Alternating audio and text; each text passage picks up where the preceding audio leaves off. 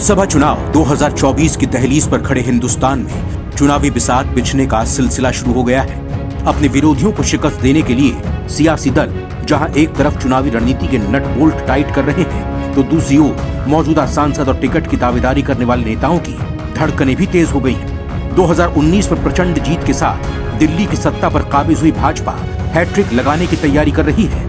वहीं विपक्ष इंडिया गठबंधन के जरिए नरेंद्र मोदी के विजयी रथ को रोकने के लिए लगातार बैठकें कर रहा है। अब ऐसे में बीजेपी कोई भी ऐसी गलती करने की हिमाकत नहीं करेगी जिससे उसे पराजय देखनी पड़े।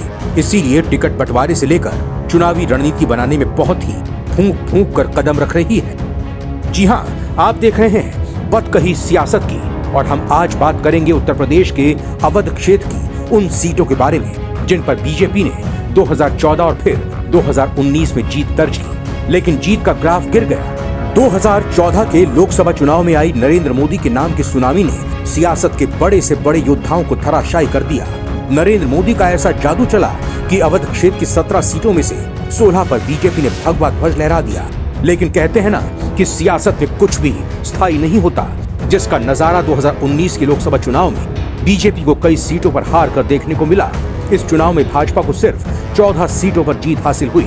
अवध की इन सीटों में 5 सुरक्षित सीटें हैं, जिसकी दावेदारी कर रहे नेता दिल्ली की दौड़ लगा रहे हैं। इन सीटों पर पिछली बार बीजेपी ने 4 मौजूदा सांसदों का टिकट काट दिया था और सिर्फ मोहनलालगंज से कौशल किशोर ही अपना टिकट बचाने में कामयाब हुए थे। बीजेपी ने 2019 में हरदोई से अंशुल वर्मा की जगह जयप्रकाश रावत, मिश्रिक से अंजू बाला की जगह अशोक रावत, बाराबंकी से प्रियंका सिंह रावत की जगह उपेंद्र रावत को अपना उम्मीदवार बनाया था। इसके अलावा बहराइच से सावित्रीबाई फूले की जगह अक्षयवर लाल गौड़ को टिकट दिया।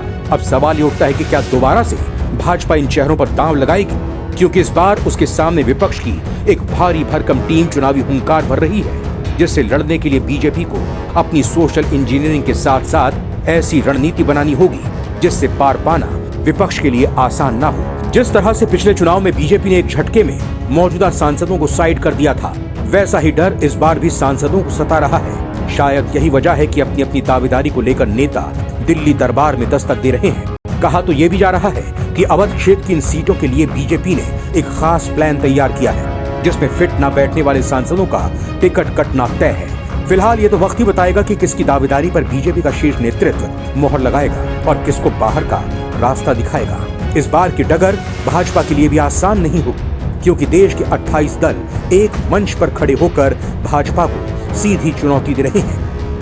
अगर ये वीडियो आपको पसंद आए तो लाइक, कमेंट और शेयर करें। साथ ही चैनल को सब्सक्राइब करें और बेल आइकन को जरूर दबाएं।